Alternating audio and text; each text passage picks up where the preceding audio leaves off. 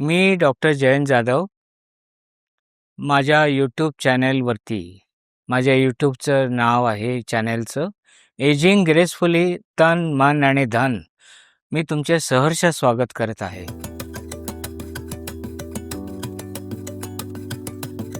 मित्रांनो, माझा YouTube channel हा 60+ लोकांसाठी आहे.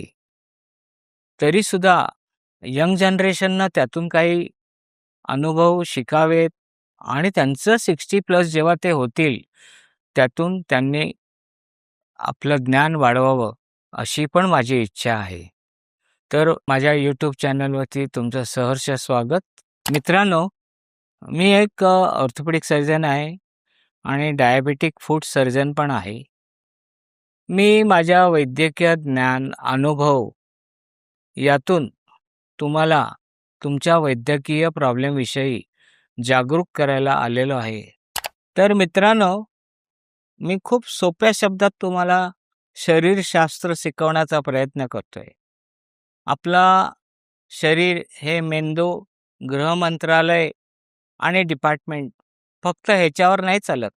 जसं आपण नवीन मोबाईल घेतो, तर त्याचं सॉफ्टवेअर पण फार महत्त्वाचं असतं. तर तसं शरीरात या भगवंताने कित्येक वर्षापूर्वी सॉफ्टवेअर पण तयार करून ठेवलं आहे. आपल्या शरीरात अनेक ग्रंथी असतात. मेंदूपासून, थायरॉईडपासून, पँक्रियासपासून, टेस्टिक्युलरपासून ओव्हरीपर्यंत अनेक प्रकारच्या ग्रंथी आहेत. त्याच्यात पण समन्वय साधून ठेवला आहे या भगवंताने. तर ती एक सिस्टीम पॅरलल सुरू असते. शरीरात निर्माण होणारे स्त्राव म्हणजे हार्मोन्स, हे ती अख्खी जी साखळी आहे ग्रंथींची, ती कंट्रोल करत असते. आपल्याला जेव्हा स्ट्रेस होतो, तेव्हा एक कॉर्टिसॉल नावाचा हार्मोन तयार होतो आपल्या शरीरात.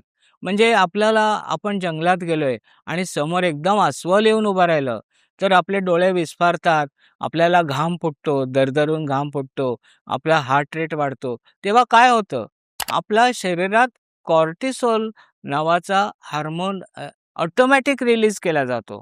हे भगवंताने केलेली सिक्युरिटी सिस्टीम किंवा सेफ्टी सिस्टीम आहे. पण हे कॉर्टिसॉल निर्माण होतं, तो त्या धोक्याचा अनुभव घेऊन सगळं करतो. पण कॉर्टिसॉल हे विष आहे. हे जास्ती प्रमाणात जर स्त्राव झालं, तर आपल्या शरीरातल्या इतर अंतर्स्त्रावावरती परिणाम करतं. साधं म्हणजे इन्सुलिन. इन्सुलिन हे डायबिटीससाठी फार महत्त्वाचं रसायन आहे आपल्या शरीरामधलं. इन्सुलिनचं काय काम? इन्सुलिन काय करतं, की जे रक्तातली साखर आहे, त्याच्याकडे कुलूप आणि किल्ली आहे. ते जातं आणि प्रत्येक पेशीचा लॉक उघडतं आणि ती साखर पेशीमध्ये जाते. कशासाठी? की त्या पेशींचं एनर्जी काम करण्यासाठी. हे कॉर्टिसॉल वाढलं ना, की ते इन्सुलिनची चावीच गुल करतं. इन्सुलिनची चावी गुल झाली, की इन्सुलिन पेशींचा लॉक उघडू शकत नाही. मग ती साखर पेशीत जाऊ शकत नाही आणि मग ती साखर राहते रक्तात आणि मग आपण त्याला गोंडस नाव देतो, की मला डायबिटीज झाला. हं? तर ह्याच्याकडे बघताना जर तुमच्या शरीरात कॉर्टिसॉल निर्माणच नाही झालं, तर ते इन्सुलिनची चावी हरवण्याचा प्रकार होऊ शकतो का? नाही.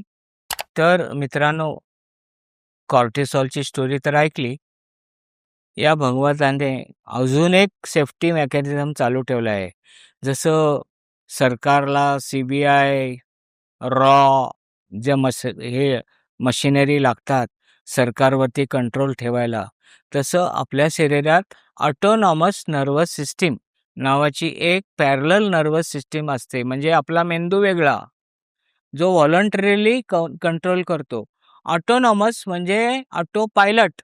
विमान जेव्हा उडतं आणि लँड होतं, तेव्हा तो पायलट ऑटोवरती टाकतो आणि मस्त चहा, कॉफी पीत बसतं. म्हणजे थोडक्यात सांगायचं, ते ऑटोनॉमस नर्वस सिस्टीममध्ये कामं ऑटोमॅटिक होत असतात. आता आपल्या शरीरातली कुठली कामं ऑटोमॅटिक होत असतात? आपलं हृदय सारखं आयुष्यभर धडधडत असतं. आपण श्वास रेग्युलर आपल्या लक्षात राहतं का आपण श्वास घेतोय का? आपली युरिन तयार होते, आपण लघवीला जातो, आपल्याला सकाळी शी होते. हां, या सगळ्या गोष्टी ऑटोमॅटिक घडत असतात आणि त्याच्यावरती कंट्रोल ठेवायला देवाने ही ऑटोनॉमस नर्व्हस सिस्टीम नावाची नर्व्हस सिस्टीम तयार केलेली आहे. प्लस म्हणजे पॅरासिम्पॅथोमॅटिक आणि निगेटिव्ह म्हणजे सिम्पॅथॅटिक. तर ह्याच्यात प्लस आणि मायनसचा एक्झॅक्ट बॅलन्स ठेवला गेला, तर आपलं शरीर सुरळीत धडधाकट चालतं. हो, मी तुम्हाला एवढं ज्ञान देऊन गोंधळून तरी नाही टाकलं ना? जाऊन दे, हळू शिकाल. माझे व्हिडिओ परत बघा. त्यातून तुम्हाला अजून माहिती मिळेल. तुम्हाला काही शंका असतील, कुशंका असतील, तर कधी मला प्रश्न विचारायला घाबरू नका.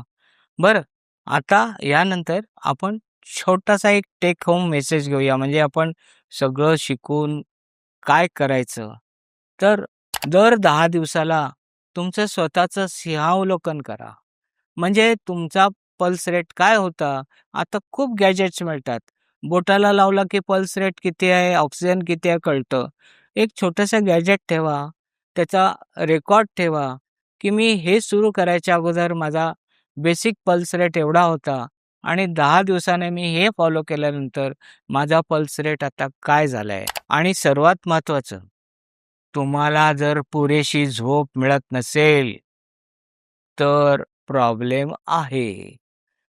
झोपेत तुम्ही झोपता, पण तुमचा मेंदू झोपत नाही. मेंदू सतत झोपेत काम करत असतो. Time management.